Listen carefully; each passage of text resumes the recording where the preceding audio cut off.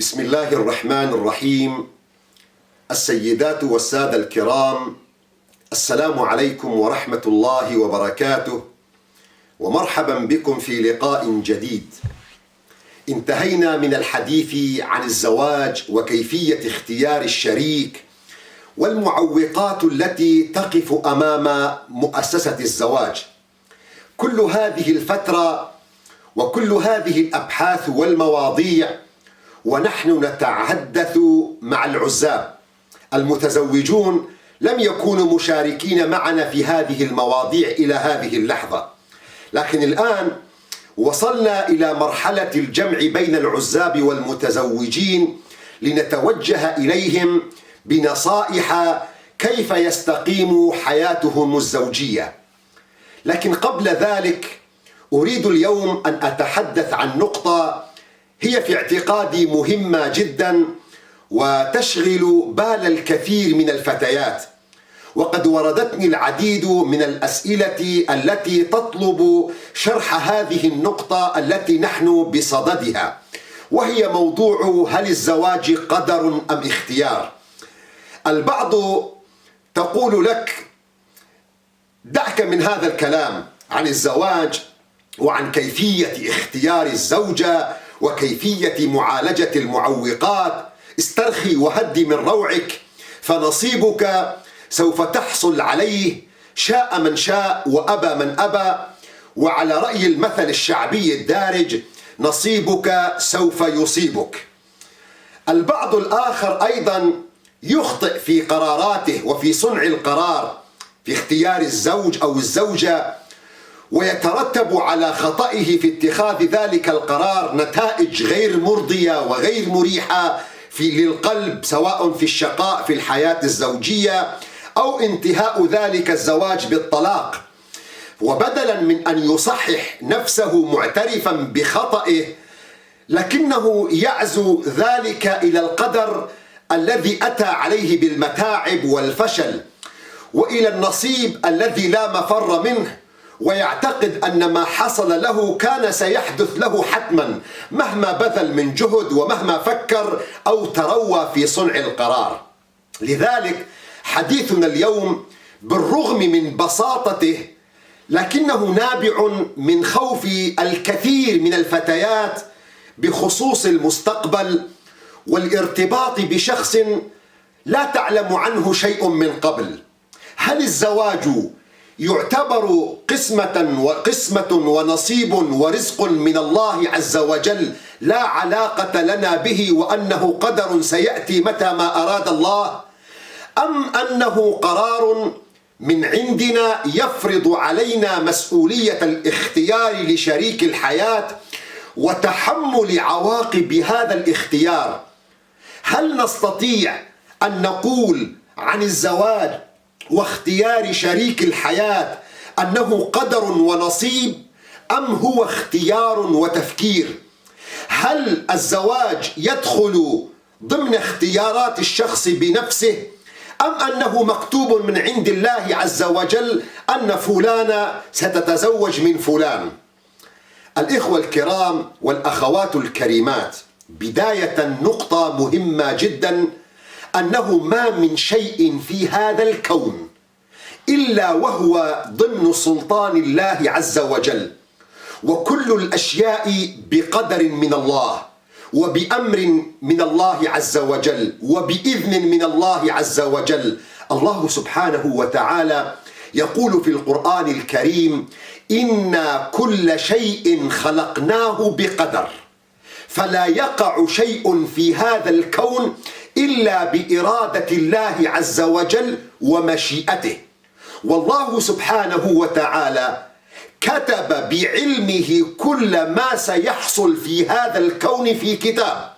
الله سبحانه وتعالى يقول في القرآن الكريم: ما أصاب من مصيبة في الأرض ولا في أنفسكم إلا في كتاب من قبل أن نبرأها إن ذلك على الله يسير.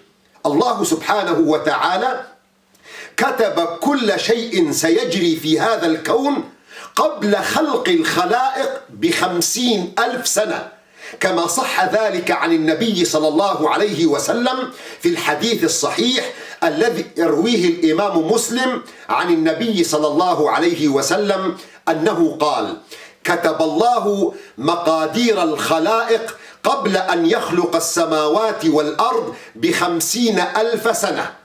غير أن القدر المرتبط بالإنسان على نوعان. القدر المرتبط بالإنسان على نوعان. النوع الأول حتمي، لا سبيل لتفادي هذا القدر ولا مفر من النجاة منه، أي ليس للإنسان فيه اختيار، لأنها مقدرة سلفا من قبل الله عز وجل قبل أن يأتي الإنسان إلى هذه الحياة. وهذه الأمور الحتمية المتعلقة بالإنسان هي تكون في 4 محاور: في موضوع الميلاد، وفي موضوع الرزق، وفي موضوع المصائب، وفي موضوع الموت. هذه 4 أمور قدر من الله عز وجل حتمي، لا سبيل للإنسان لتفادي ذلك القدر ولا المفر من ذلك القدر. الميلاد أمر قدره الله عز وجل للإنسان قدرا حتميا. وقت الميلاد، من هم والداك، من هم أخوتك، من هم أقاربك، تقاطيع الوجه، ملامح الجسد، كل ذلك قدر حتمي من قبل الله عز وجل. في الحديث الذي يرويه الإمام مسلم أن النبي صلى الله عليه وسلم سئل عن العزل، وهو وسيلة وأسلوب من أساليب منع الحمل كان دارجا في أيام النبي صلى الله عليه وسلم، وله ما يشبهه في زماننا. فسأل الصحابة النبي صلى الله عليه وسلم عن العزل.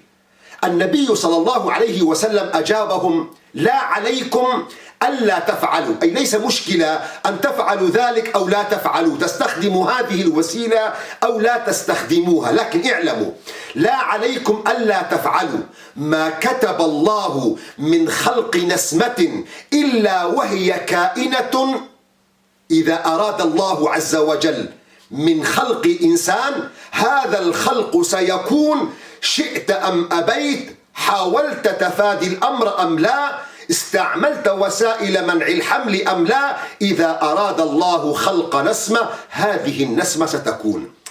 النقطة الثانية أيضا في موضوع الرزق. فالرزق إن الله عز وجل كتبه للعبد وسيناله العبد لا محالة. أبو نعيم يروي عن أبي أمامة أن النبي صلى الله عليه وسلم قال: إن روح القدس، أي جبرائيل عليه السلام، إن روح القدس نفث في روعي أن نفسا لن تموت حتى تستكمل أجلها وتستوعب رزقها. فأيضا الرزق قدر حتمي، والمصائب أيضا قدر حتمي من عند الله عز وجل لن تستطيع تفاديها. والنبي صلى الله عليه وسلم يقول: أشد الناس ابتلاء الأنبياء ثم الأمثل فالأمثل. فالأنبياء الذين هم أقرب البشر إلى الله عز وجل قدر الله عز وجل في المصائب نافذ عليهم. وأخيرا موضوع الموت، موعده ومكانه وكيفيته أمر حتمي قدره الله عز وجل، لا سبيل للإنسان لتفادي ذلك الأمر. موعده الله سبحانه وتعالى يقول: إذا جاء أجلهم لا يستأخرون ساعة ولا يستقدمون. مكانه: وما تدري نفس ماذا تكسب غدا وما تدري نفس بأي أرض تموت. هذا هو القدر الحتمي المرتبط بالإنسان. النوع الثاني من القدر المرتبط بالإنسان هو ما جعله الله فيه للإنسان اختيار، وهي أمور كثيرة مرتبطة بمشيئة الإنسان، لكنها لا تخرج عن مشيئة الله عز وجل. الله سبحانه وتعالى يقول: وما تشاءون إلا أن يشاء الله. وكل ما ترك الله مشيئة للإنسان فيه فهي في منطقة الاختيار التي هي مناط التكليف والمسؤولية والحساب. ومن ذلك الإيمان والكفر. ربنا سبحانه وتعالى يقول: فمن شاء فليؤمن ومن شاء فليكفر. أمر الزواج واختيار الزوجة أو الزوج هو أيضا من هذا القبيل الذي جعل الله سبحانه وتعالى فيه مشيئة للإنسان واختيار للإنسان، لكنها لا تخرج عن مشيئة الله، والأدلة على ذلك كثيرة. النبي صلى الله عليه وسلم كما ذكرنا سابقا في الحديث الصحيح الذي يرويه الإمام البخاري ومسلم، النبي صلى الله عليه وسلم يقول: تنكح المرأة لأربع: لمالها ولحسبها ولجمالها ولدينها، فاظفر بذات الدين تربت يداك. فالزواج إذن رؤية ودراسة ومشورة واختيار وقرار، لأن النبي صلى الله عليه وسلم في الأخير يقول لك: فاظفر بذات الدين. لو كان الزواج قدرا حتميا كالموت والحياة والمصائب والرزق ما كان هناك داعيا لأن يقول لك النبي صلى الله عليه وسلم: فاختر صاحبة الدين من بين الجمال أو المال أو الحسب، لأن ذلك لا قيمة له ما دام قدرك سيصيبك في موضوع الزواج. وأيضا النبي صلى الله عليه وسلم يقول كما يرويه الإمام الترمذي: إذا أتاكم من ترضون خلقه ودينه فزوجوه. إذن القضية الزواج عملية اختيار وعملية فحص وعملية مشاورة بين الأهل، وإلا ما كان هناك داع إلى أن يقول النبي صلى الله عليه وسلم لأهل المخطوبة: اختاروا صاحب الدين، لأن النبي صلى الله عليه وسلم عندها يتحدث وحاشاه بما لا وجود له. فعندما يأمر النبي صلى الله عليه وسلم أهل الفتاة بأن يختاروا لبنتهم صاحب الخلق والدين، هذا يدل على عملية الاختيار. أيضا من الأدلة النبي صلى الله عليه وسلم أمر الخاطب أن ينظر إلى خطيبته قبل أن يتخذ قرارا في الموافقة في أمر الخطبة. فالنبي صلى الله عليه وسلم يقول كما يرويه الإمام الترمذي: لمن خطب فتاة ولم ينظر إلى وجه خطيبته، فقال له النبي صلى الله عليه وسلم: اذهب فانظر إليها فإنه أجدر أن يؤدم بينكما، أي أن النظر سبب من أسباب للوفاق والحياة الزوجية في المستقبل بينكما. لو كان هذا الأمر لا قيمة له وأن الزواج قدر حتمي ما كان النبي صلى الله عليه وسلم يقول هذا الأمر، كان يقول له: قدرك سوف يصيبك، كانت هذه الفتاة جميلة غير جميلة، حسنة الأخلاق سيئة الأخلاق، نصيبك سوف يصيبك. بعد كل هذا إذا تم الزواج فلا شك أن هذا الزواج يكون بعلم الله عز وجل وضمن قدر الله عز وجل. أيضا من الأدلة سيدنا بلال بن رباحة الحبشي عندما أراد أن يتزوج حاول أن يبحث عن فتاة وطرق أكثر من باب ولم يزوجوه، لأنه كان عبدا وهم من أهل مكة والذين كانوا يحسبون من أشراف مكة. فعندما جاء إلى النبي صلى الله عليه وسلم يشكي الصحابة أنهم لم يزوجوه، النبي صلى الله عليه وسلم لو كان الزواج قدرا حتميا لقال لبلال: يا بلال اذهب واسترخي وهدئ من أعصابك وهدئ من روعك، فإن نصيبك سيأتي إليك شاء من شاء ورغب من رغب. لكن النبي صلى الله عليه وسلم وجهه إلى بيت أشرف بيوت مكة، إلى بيت عبد الرحمن بن عوف الرجل الذي كان أغنى الصحابة، وطلب منهم أن يزوجوا أختهم لسيدنا بلال ابن رباحة، فتزوجت القرشية السيدة التي كانت يعرف في حسبها ونسبها هالة بنت عوف، أخت أكبر رجال الأعمال في بين الصحابة. لذلك الصحابي الذي كان أسود البشرة وكان سابقا عبدا رقيقا، ولذلك الصحابة كانوا يقول: بلال سيدنا وأعتقه سيدنا، مقصدا بأبي بكر الصديق. رضي الله تعالى عنه. إذن الزواج قرار واختيار، لكن هذا القرار وهذا الاختيار لا يخرج ضمن دائرة قدر الله ومشيئة الله عز وجل. بمعنى آخر، وحتى أبسط المثال وأبسط هذا الكلام، لو فرضنا عندكم حصان أو فرس، هذا الفرس والحصان لا ينفع أن تضعه في غرفة وتغلق عليه الأبواب والنوافذ.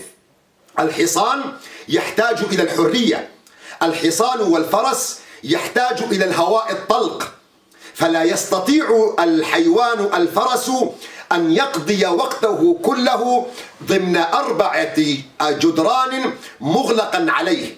ماذا نفعل نحن؟ أنت تخرجه إلى الهواء الطلق، تضع في رقبته رسنا وحبلا، وأنت تضع لهذا الحبل مقدارا، لنقل تربطه بحبل طوله 20 مترا أو حبل طوله 100 متر. هذا الحيوان سيتجول ويأخذ حريته ويذهب ويأتي ويجلس ويقعد ويقوم ويأكل من هذه الحشاش ولا يأكل من تلك.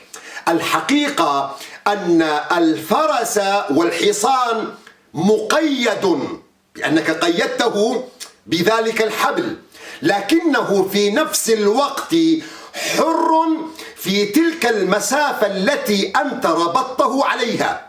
تلك المسافة لنقل 100 متر، هذا الفرس هو مقيد في الأصل، لكنه في ذات الوقت هو حر يتصرف ضمن طول الحبل الذي هو 100 متر، يذهب ويأتي كيفما يشاء. هذا مثال بسيط ربما يساعد على فهم موضوع الزواج. فالزواج هو قدر وفي نفس الوقت اختيار وقرار. هو قدر لأن اختياراتنا لا تخرج ضمن دائرة الله عز وجل، ولا تخرج ضمن خارج مشيئة الله عز وجل، لكنه في نفس الوقت هو قرار وهو اختيار. أنت من تخطط له، وأنت من تفعل الأمور لأجله، وأنت يوم القيامة سوف تحاسب على قرارك، إن حسنا فحسن وإن سيئا فسيء. لذلك إخوتي، لا تعتذروا بأن القدر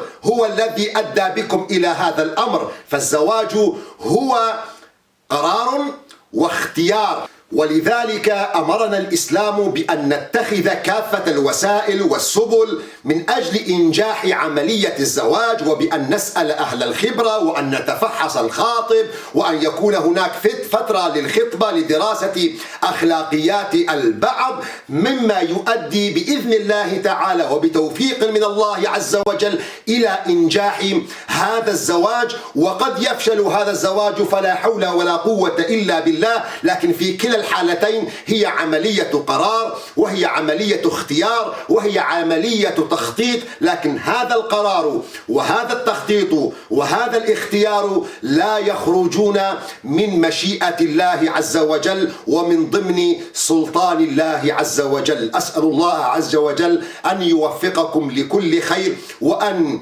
يساعدكم في التخطيط واتخاذ القرار السليم. وإلى غد. السلام عليكم ورحمة الله وبركاته.